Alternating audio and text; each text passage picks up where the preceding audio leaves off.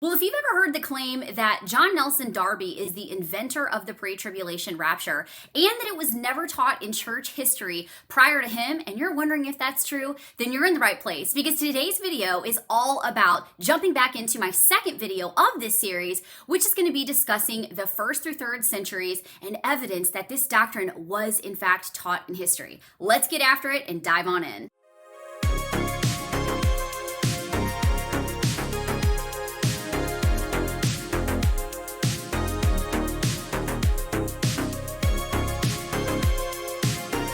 Welcome to Certainty for Uncertain Times. My name is Lauren, and the goal of this channel is to help you make sense of all the chaos and the clown world and the dumpster fire that we all find ourselves living in through the lens of the Bible, and of course to help you connect the dots to Bible prophecy that is happening all around you, whether you know it or not. Now, if you're wanting to dive a little bit deeper into the Bible's prophetic puzzle pieces, then you're in the right place, and I'm going to ask you to subscribe, hit that like button, and hit that bell so that you don't ever miss an upload from me on this channel. And if you feel led to donate to this ministry, I've got links down in the description box where you can do that. And now let's get into today's video. Now, in the first video of this series, I kind of set up an introduction to what I wanted to do. And the whole goal of that video was really just to give you the myth in its entirety. And it's simple that John Darby created the rapture. He had help from a 15-year-old girl who was having visions, and her visions somehow influenced what he did for the pre-tribulation rapture. And I wanted to get that out of the way because I felt like with all of the comments that I get on every network that I am in, that is something that I hear all the time. And before we actually dive into in this video, as we're going to do today, into church history, it just made sense to me to actually refute that and give you the historical pieces on why that is a false claim and why people should not be using that as a reason to discredit the pre-tribulation rapture. Now, if you missed that video, I've linked it for you in the eye, and the entire series is linked below down in the description box. This is video 2, but I want you to go check it out because you do need to have that understanding. And the thing that I want people to get about this series is that every single video that I'm gonna put out, and I don't know exactly how many it is yet because it's a lot of information, these videos are going to build one upon another. And today we're starting with the 1st to the 3rd centuries. And it's really important for you guys to know one other thing as you're watching this video. There's this idea out here that there was no such thing, absolutely no evidence in history at all from any writings, any church fathers, that some idea of rescue prior to judgment was taught prior to Darby. And that you're going to see in this video alone is simply inaccurate with the data. Now, it's also worth noting, and I do feel like I need to say it, that it doesn't matter if I provide 72 pieces of evidence or I provide one. The reality is that if I can provide one piece of evidence, and by the way, I'm not the first person who's going to provide any evidence, but if you're watching this, you're expecting me to do that for you. If I can just provide one piece of evidence that this idea of rescue prior to judgment was taught prior to Darby, then this entire argument, if you know friends, you know what I'm about to say, is a moot point. It's a cow's opinion, okay? It just doesn't matter. And that's really what I'm setting out to prove in this entire series. I'm gonna be showing a lot of clips today from one of my favorite scholars, and it is none other than Lee Brainerd. Now, if you're not familiar with Lee's work, let me give you just a slight introduction to how amazing and groundbreaking Lee's scholarly work is, especially when it comes to discussing the early church fathers and history. If you've ever heard of the book Dispensationalism before Darby, then you'll know that that particular book discusses all the evidence from the 17th and 18th century to prove that dispensationalism and a pre-trib rapture was taught prior to Darby. Now, what Lee has done is he's gone back even further into history, and this is what makes this so exciting. Lee has actually been translating the works of early church fathers that have never been translated into English before.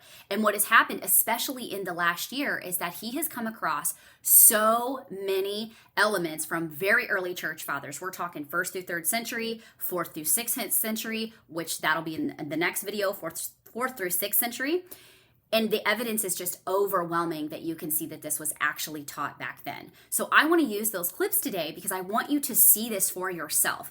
And second to that, If you've not subscribed to Lee's channel, it's going to be linked down in the comments. I'm also going to have links to every single video in its entirety that I've pulled clips from, so you can go dive deeper for yourself, because I'm not going to be able to go through all of the evidences that Lee has provided in these videos. I'm just pulling a few clips out of these so that you can just see a fraction of what's out there to prove, and again, it's very exciting. You can see that it gets me grinning ear to ear, that we have so much to be excited about as pre-trib rapture believers, because this, in fact, was taught back then. So now that the setup of what we're going to be talking about in this video is all out of the way, let's get into the first piece that I want to talk about with you. And we're going to take it all the way back to around 70 AD to 100 AD with a document called the Didache. Now, let me read some things to you from my notes. So the first thing you need to know is, like I said, it was written around 70 AD to 100 AD, which again, I'm going to be presenting to you pieces of that support the pre-trib rapture. It's going to make an exceptionally strong case for the pre-trib rapture if we have evidences in this document.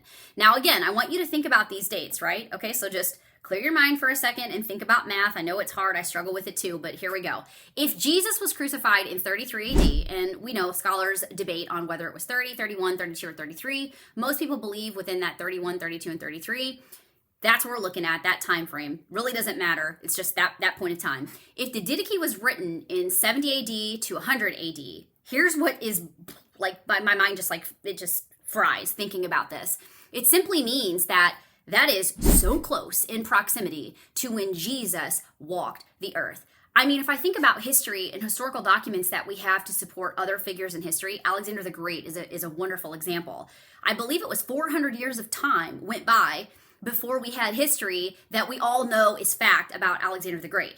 So this document here was written so close to when our Savior walked the earth, and that is wild. And the second piece that is wild to that is that if that timeline is true, that 70 AD to 100 AD, it's very plausible that this document was written when the apostles were still around, and possibly John, which is just amazing. So it just kind of goes to show you, like, this is a really old piece of history here, and an old document that's really cool to look at, that's very, very close to when Jesus was actually here. So let's start with a quote from section 16 of the Didache.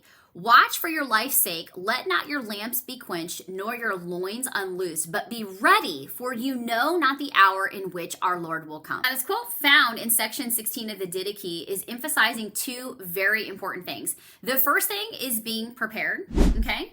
And the second thing is being watchful. And it's set to speak to believers because we don't know the hour in which he can return. This at its core is the doctrine of imminency. Now, imminency does not fit the second coming of Jesus. And the reason why is pretty simple. Everybody and their brother is going to know when Jesus is going to return, okay? They're going to know. Well, how do you know that, Lauren? I'm so glad that you asked, because it's going to be very, very, very, very, very simple for someone to do the math, even if you're like me and suck at math and make it super complicated. It won't be complicated for you if you're here in the tribulation, because here's what can happen. When the 70th week of Daniel starts, right, the signing of the treaty, which begins the 7 years of tribulation, somebody can count 2,520 days to know when the second coming of Christ is. Let's break it down and make it even simpler. If somebody wants to maybe count from the midpoint of the tribulation, okay, then that would be when the Antichrist sets himself up as God in the temple and commits the abomination of desolation.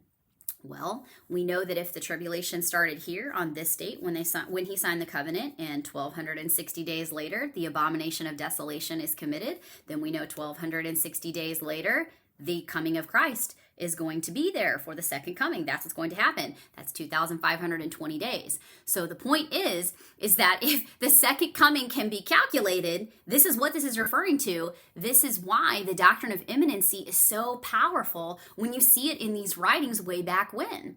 If the doctrine of imminency is being spoken about, it's first of all, think of it this way. It's the OG version of the pre-trib rapture, because what this doctrine is simply saying is he can come back at any time. And that is exactly what those of us who believe in a pre-trib rapture are talking about. He can blow that trumpet right now before this video is even over, and it's done. In other words, not knowing the hour fits the rapture perfectly. We have no clue on how long we have until the rapture. We have no clue how much of the foreshadowing of the tribulation we're going to see prior to the rapture. None of that is here for us. All we know is we're all looking around, seeing the craziness that is unfolding before us, watching every single thing get set up for the tribulation to commence. And what we can say to you with full assurance is, y'all, it's going to happen soon. While the Didache doesn't explicitly mention the term rapture, it doesn't have to. That terminology wasn't used back then. What it is talking about is imminency. And as I've expressed already, simply put, all other forms of eschatology, any other view that you take is going to require that other things happen before Jesus can return. And the pre-trib rapture is the only doctrine that does not. Now, the really cool thing is that I'm only addressing one tiny piece of evidence from the Didache.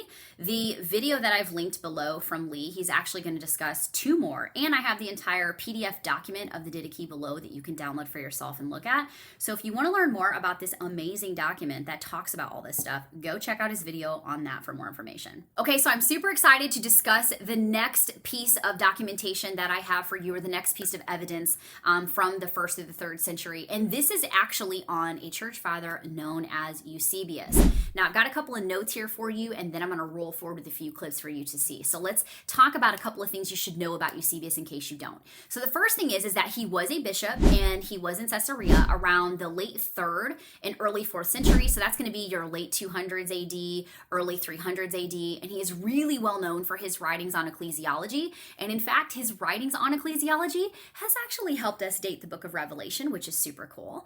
And most of his writings, this is where it gets kind of astounding. Most of his writings are not translated into English, okay? So we only have a few things from him that have been. Now, this is where Lee comes into play, because what Lee has been doing, his life's work is really coming down to all of this translating that he's doing for early church fathers, and I'm so grateful for it. But what Lee is doing is combing the writings and seeing what Eusebius actually did believe in terms of eschatology, right? So what Lee is discovering, not just with Eusebius, but other church fathers that he's looking at too, and we'll discuss in other videos. But what he's finding is, simply put, that these guys were unequivocally convinced that there was some type of rescue prior to judgment. Now, we call that pre-trib, okay? I know people hate that term, but that's what we call it. And so, again, they believed in a rapture. I know people hate that word. These words literally make people lose their mind, and it's really funny. But they believed in a rapture, a harpazo, a catching away, a snatching out, a rescue before judgment. So in these clips that I'm going to show you, this is an interview that Lee was doing with Mondo Gonzalez from Prophecy Watchers, who is also amazing. Go follow Mondo if you don't. And Lee and Mondo were actually having a conversation because Mondo had Lee come on to Prophecy Watchers after Lee has found all this groundbreaking information. And this video was not that long ago. And Lee was presenting 7, count them, 7 different pieces of information from Eusebius's writings that prove that he was pre-trib. So let's go ahead and roll that first clip for you to see. Number 1, what do you got for us? The saying, when the Son of Man comes, shall he find faith on earth? This is the verse we're going to deal with. And this is found in Eusebius, fragments in Luke, chapter 18, verse 2. And it's found in Means, collection of the early writings, volume 24, page 588. So the saying, when the Son of Man comes, shall he find faith on earth, reveals a lapse of faith, when no faithful man shall be found, or perhaps somewhere a few scarce ones in the time of his second theophany. For the world shall meet with a great test in the season of apostasy, in which the faithful man will scarcely be found. Suddenly there shall not be one, because some have been taken and the others left behind, delivered to the eagles. Notice he's got the ones left behind, delivered to the eagles. In this way there shall be a lapse of faith among mankind thereafter. He shall take revenge for his saints, which have been killed by the ungodly. Now, I love the order here. If you look at this passage, the order is the sudden disappearance of the church, followed by the lapse of faith, or the season of apostasy. And notice he says, in this way there shall be a lapse of faith. And then that season of apostasy is followed by God's judgment. You see that with the word thereafter. Mm-hmm. So here we have, again, a great illustration. I like it because of some of the work that I've been doing as well, as those that are left behind are delivered to the eagles to be eaten. That's right. The corpses, which is consistent, which I think with Luke 17 and Matthew 24 as well. And so here's a passage that's been sitting here, I would say, in the West, in the English-speaking world, undiscovered. That's right. That has been sitting, again, how many more are there? I mean, how exciting is that for you to see, right? So I don't know about you, but if you believe in the pre-trib rapture, this should make you so excited, because it's not that there is zero evidence and that there is no belief that this ever existed. It's out there and it's being discovered now. And what's funny is up until now, we've only had a few pieces of evidence, and now there's a compilement going on of so much more evidence that this actually was the doctrine that was taught. So with that, let's jump into the second clip that I have about Eusebius. Well, the third one is found in fragments of Daniel, and this is fragment epsilon. It looks like a fancy E for those of you that don't read Greek. And this is in Mean, volume 24, page 528. The Apostle Paul was moved to write in this manner on the second coming of Christ. And then he quotes the passage, "For the Lord himself shall descend from heaven with a command, with the call of the archangel, and with the trumpet of God," and so forth. But the same apostle also set forth in order in his prophetic writings the end times coming of the Antichrist and his apostasy, or his depravity, and after this the glorious appearing of our Savior. Now here again we have a very interesting order. We have the descent of the Lord for the rapture, then we have the coming of the Antichrist, and then we have the glorious public appearing. So he's distinguishing the gathering of the church in the rapture from the glorious public appearing. So here, we can also say that, again, we don't want to read more into it than what it is. We want to let the data speak. So he's not referencing 7 years here. Nope. Okay, but what he is referencing, and that is important, is he's talking about, again, he's making reference to when the Lord descends in 1 Thessalonians chapter 4, which is the classic rapture passage, is where the word harpazo appears, preceding the arrival of the Antichrist, and also preceding the second coming. That's right. Yep. Okay. So we have a very clear temporal distinction between the two. And like you were saying, you could go down the line and compare his pre-tribulationism to ours, and you're going to see some differences. But it's the fact of the pre-tribulation rapture that we're looking at. And what a lot of what this does, too, is it annihilates the idea of the post-trib position. Absolutely. I mean, that doesn't even have a chance to stand. Because, this gives a good opportunity to address that, because to me, people write in, and people probably write into you or ask you questions when you're out speaking, is they'll say, we don't understand why you pre-trib people don't get it. In Matthew 24, it says, immediately after the tribulation in those days, the Lord will send his angels to go and gather the elect, and then, the Son of Man comes. Clearly says, after the tribulation in those days, then the elect are gathered. Post-trib. That's right. Come on, Lee, what's the problem here? Why is that not a post-trib?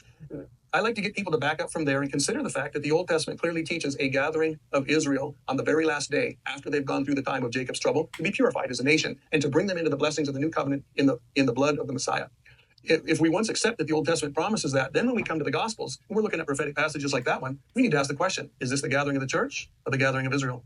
And the hard part, too, is the word elect. Yep. Even going from the Old Testament all the way through the New Testament, the word elect is just a very broad term for believer. I mean, it's the broadest term that you can have as it relates to a believer in God. And so it can refer to Israel. It does, certainly in the Old Testament. It can refer to the church. Paul uses it often in Romans in his writings. And then Jesus used it in Luke 18, talking about the elect. In Matthew 24, he uses it here, as we see the elect.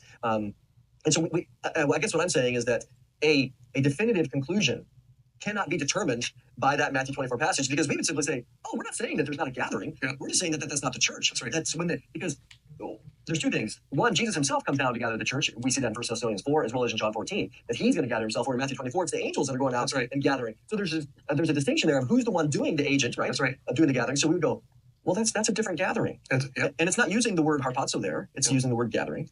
So we do see some distinctions. And so we recognize, we're not denying the text, but what we're saying is don't assume that that's equivalent to the rapture. That's right. It's a gathering at a different time after the tribulation, different group, by a different agent. There's so many other things that we can talk about there, but I don't want to get stuck in it. Well, as you can see, the data speaks for itself. And if you want to see the full version of this, it is linked down in the description box.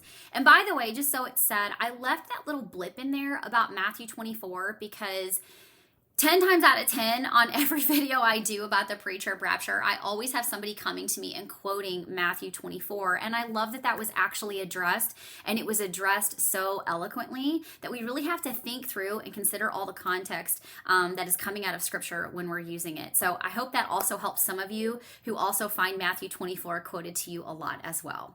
Now, last but certainly not least, we're going to go over the one that I've saved for last, and this is none other than Irenaeus. So I saved Irenaeus for last because his writings go back so early in church history. And the other thing that's really fascinating about Irenaeus is simply just the close proximity that he would have had to Jesus based upon when he was born. So I want to give you a couple of pieces about Irenaeus, and then I'm going to dive into a few clips that I want to show you and guarantee this is information that you have not seen before. And second to that, I will actually have a few key points and takeaways to kind of close out the video. So here's what I want to say about Irenaeus. So the first thing that you need to know is that, again, his close proximity to Jesus is wildly captivating for anybody because of the fact that he wrote so much about eschatology. So it would make sense why someone from any eschatological view, if they were curious about what did this particular church father believe, would want to go back to him because of how closely he walked to Jesus. So if you don't know, here's kind of how I wanted to say lineage, but that's not right. Here's how the math works out for these guys and how close they were to Jesus. So you have Jesus, you have the Apostle John. I think we all know who John is. He wrote the book of Revelation. He was John the Revelator, wrote the book of John, John 1, John 2, and John 3, right? And then we have Polycarp, who was a disciple of John, and then Irenaeus studied under Polycarp, which is fascinating. And again, Irenaeus wrote a lot about eschatology. Now, the other thing that's wildly interesting about Irenaeus is that he does claim to have gotten his eschatological views from the actual apostles, which is really cool. So now what we're going to do is we're going to dive into a couple of clips. And again, this is Brother Lee. This is probably information that you guys haven't seen before. Some of it you may have heard. And I'm also going to put in an argument that we typically get from the post-trib camp. Because I would say that Irenaeus is he's like a church father of contention for all of us. Like, no, he was pre-trib. No, he was post-trib. And now what we have is evidence showing you unequivocally that he surely did believe in a rescue before judgment. So let's go ahead and roll clip 1. In the end, when the church is suddenly caught up from this, it is said, there shall be tribulation, such as has not been since the beginning, neither shall be. For this is the last contest of the righteous, in which when they overcome, they are crowned with incorruption. Now, this passage has sent the post-trib camp into convulsions. It challenges their dogma that no early church father was pre-trib. Now, notice the grammatical structure in this passage. When the church is suddenly caught up is a circumstantial clause that indicates the circumstances when the action of the main verb takes place. And the future verb here is critical. It places the tribulation after the rapture. When the rapture is a historical fact, then the tribulation shall happen. The rapture is a circumstance which either triggers or signals the following tribulation. And by the way, the word this here, when they're raptured up from this, the this refers back to the normal course of unbelief in the world. We call that relative normality, which is mentioned in the immediately preceding context. Now, an appeal to the Latin translation gains nothing for the post-trib advocates. The Latin says, cum ecclesia assumetur erit tribulatio. In other words, when the church shall be caught up, there shall be tribulation. Again, we have a circumstantial clause, when the church shall be caught up. And when the rapture is a historical fact, then the action stated in the main verb shall take place. Then there shall be tribulation. The future verb here is there shall be tribulation. This indicates, and you can't escape it, that the tribulation follows the rapture. And furthermore, an appeal to the original Greek also gains nothing. There we read, tes ecclesias analambanomenes estai thlipsis. Of the church being caught up, there shall be tribulation. Now, the circumstantial clause here, which is a circumstantial participial clause, says, in a stilted literal translation, of the church being caught up. This means when the church is caught up. And again, we have a future verb, which locates the tribulation after the rapture. And this informs us, folks, that the rapture precedes the tribulation. Now, anybody coming from a pre-trib rapture viewpoint has probably used that particular passage that I just showed you to articulate a pre-trib rapture. Now, what I love about Lee and what he did here is that he actually talked about the grammatical uses and the verbs and how things go into a future tense, and he did that in all 3 languages. So again, it just goes to show you that this is exactly what it says it is.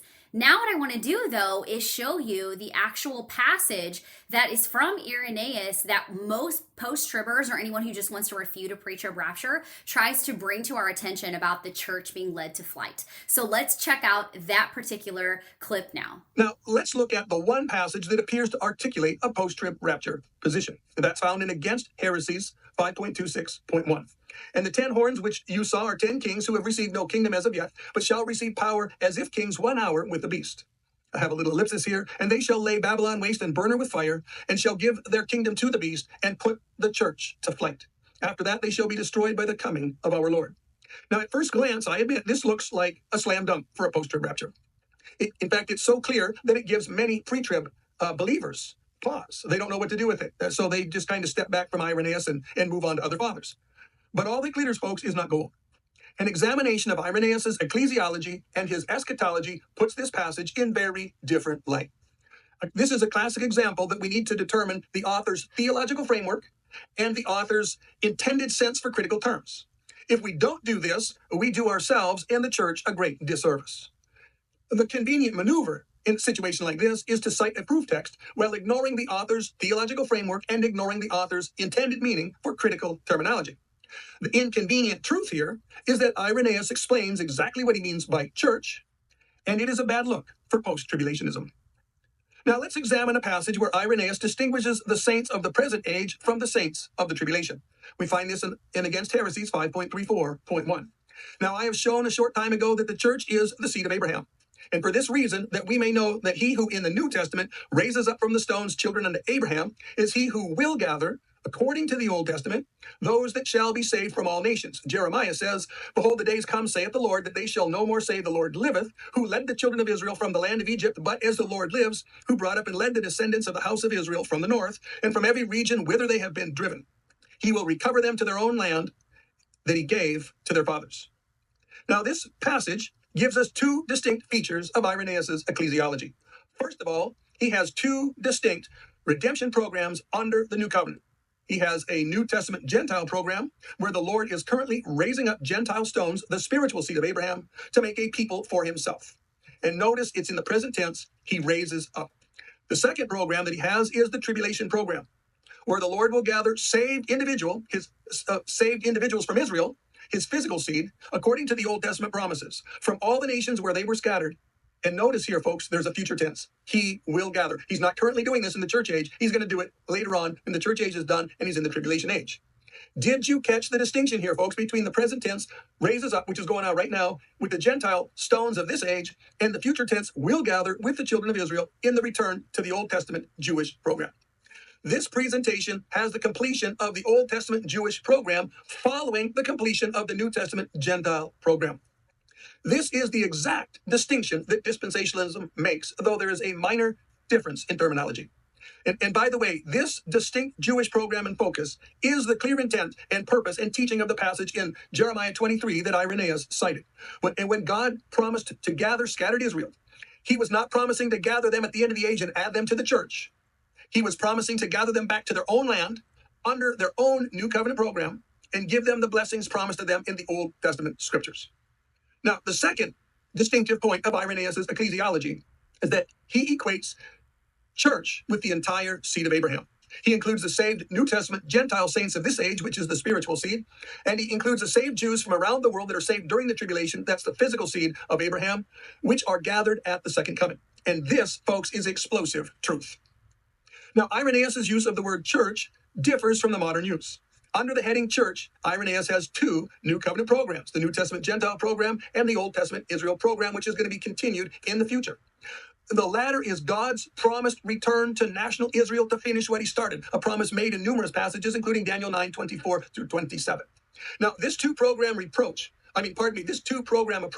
regardless of the theological terminology employed, is diametrically opposed to post-tribulationism. But this two-program approach, despite a secondary difference in terminology, agrees precisely with dispensationalism.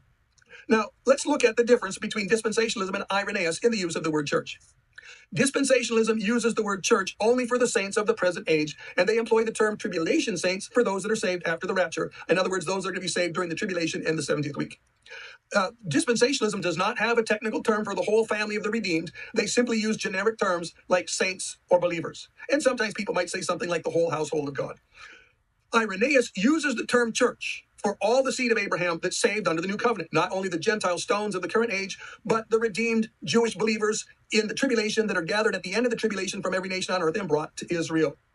So he has both the spiritual seed of this age and the physical seed in the age to come under the heading of church. Pretty amazing, right? So I shared that, and then the video goes on to talk about where Lee is actually breaking down what Irenaeus believed about the saints in the tribulation. Now, we, in our terminology, call them tribulation saints, and obviously you saw Irenaeus refers to them as the church, but he does have a very different distinction on what that term means. This is why it's so important to figure out What does somebody mean by their terminology? Because they could be saying something completely different than what you think that they're saying. And that's what you're seeing here with Irenaeus. Now, what's interesting about what Lee continues to reveal in this video is simply that the sacrifices that are going on in the tribulation are from practicing Jews. And Irenaeus is very clear in his writings that they are practicing Jews. They're not the church, because Irenaeus, of course, believed the same things that we did. So that is all in there. Definitely check out that video. It's so thorough with what Irenaeus believed. And the last thing that I want to leave you with as we kind of wrap up the few things that I'm showing you, very few things about Irenaeus, is what he believed about allegorizing the text, okay? So where this next video is picking up at, this is a different video, but it was from the pre-trib conference that happened at the end of December that Lee was at, and he was actually just discussing this, where, again, the use of the word church, what it means, and the fact that the saints, church, tribulation, those involved in the tribulation that are believers are practicing Jews because they are offering sacrifices. And Lee is going to talk a little bit about why in the next part, against heresies, I believe it's 5.35, how this is not to be taken allegorically. So let me roll that, and then I'm going to come back and give you my final thoughts. The very first line in the 35th chapter of this book starts with this: if, however, any shall endeavor to allegorize prophecies of this kind, they shall not be found consistent in all points, and shall be confuted by the teaching of the very expressions. So this last line, the teaching of the very expressions, I just want you to think in your mind as you read that translation, he's saying the teachings of the passages themselves. If you can go back and you read the scripture passages that are being quoted, they themselves refute and face value the allegorical method. Those promises and prophecies were made to the literal physical seed of Jacob, and they will be fulfilled in the literal physical seed of Jacob. There was spoken about in a literal last days, they will be fulfilled in a literal last days. There's nothing there to be allegorized. Now, I just find this extremely fascinating, that Irenaeus here just spent the whole chapter 34, pressing forwards that God is going to return to the physical, literal descendants of Jacob. He's going to save some of them. He's going to gather the saved ones. He's going to bring them into the promised land. And he gets done with this treatment, and then he says, we don't want to allegorize this stuff. When he's dealing with allegory here, he is addressing specifically the problem of allegorizing the promises made to Israel in the Old Testament. Now, there's another interesting thing here. We're only in the middle of the 2nd century here. We're somewhere around 150, 160, 170. And now we see already that the early church was forced to deal with allegorizing methodology. You know, the devil got his foot in the door very early on this issue. So that here in the 2nd century, Irenaeus already has to address the allegorizing methodology, the replacement theology. So I hope these clips from just learning a little bit more, maybe than what you did know, or maybe this is all new to you, about Irenaeus and what he believed, and how it's clear that he had a distinction between the two different programs for Israel and, of course, the church. And second to that, that he was highly against allegorizing the text for a literal return, for Jesus to come and establish his kingdom, and for the Jews to return to their land. These things are very, very important because, as we've discussed in plenty of other topics and videos, the other problem with a lot of these eschatological views that are outside of the pre-trib rapture is, unfortunately, what happens is it becomes replacement theology. And it's so cool to go back to an early church father and see that, you know, as Lee said, he's dealing with that in his time, and he's already refuting, saying, no, we can't do that. We have to take these things literal and at face value for what they are. So I have a few key points and takeaways that I want to leave you with after giving you all of this information today. And this will probably be the longest video in this series because I felt like these pieces of information were so important to cover. And because a lot of this stuff is so new that Lee has brought forward, I want it to gain traction. So please go watch those videos, go subscribe to his channel, follow it, share it, like it, love it, do all the things that you can do to help drive up those views for Lee's stuff. He is just such an amazing researcher and scholar in this field. So a couple of things that I want to leave you with. And the first one is this, and I wrote it down this way. The terminology, and you heard Lee say that a lot in these videos that I showed you, but the terminology might have been different, but the ideas are the same. And I wrote down 2 examples.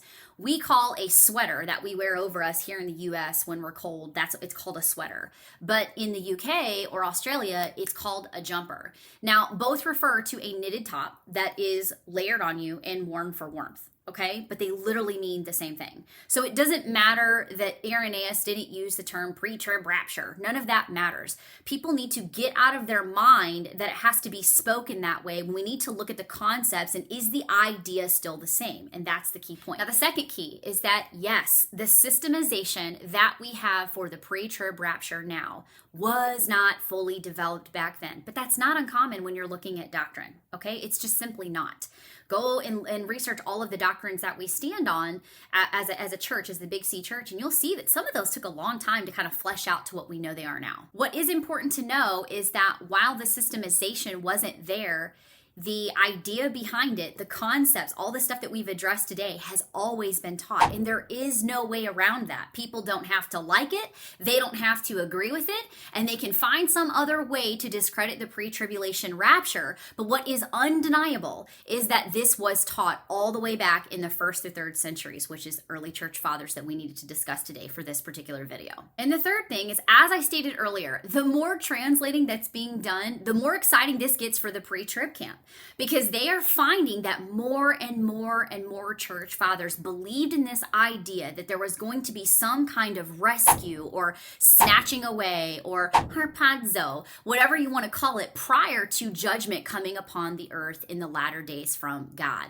And that is a really, really, really big key, because it doesn't matter if one of these church fathers, for instance, some of them didn't believe in a 7-year literal tribulation. They only believed in the Great Tribulation, which is the final 3.5 years. But they put that snatching away of the church prior to when that started, because in their minds that time span was only 3.5 years. They didn't even consider this first 3.5 that we do part of the equation. It just wasn't even equivocated to in their minds. But the point is that even if it was only 3.5 years, they still believe the church is removed at this point. And that's not a mid-trib view. That's still a pre-trib view, because they don't believe in the first 3.5 years. Again, it comes down to defining that terminology and where they actually stood and understanding the order of things that they were presenting in their writings. Now, I've heard Dr. Thomas Ice say, and I'll be using him as a reference in other videos, that back in the 90s when he started the pre-trib group, I believe it was the early 90s, they didn't have a lot of these evidences that you're seeing now and that Lee is developing and that have even come out since then.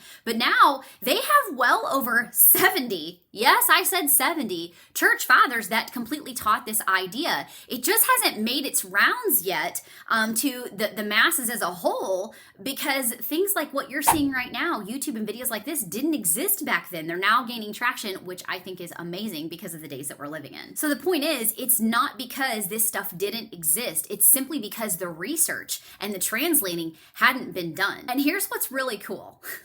Heard this on a recent podcast with Dr. Thomas Ice. There are over 500, yes, 500 volumes of church history that are still yet to be translated. Now, if we're seeing this as just a little bit that Lee has done, I wonder what else is going to come out of those writings as more and more scholars began to translate them into English and see exactly what they were writing back then.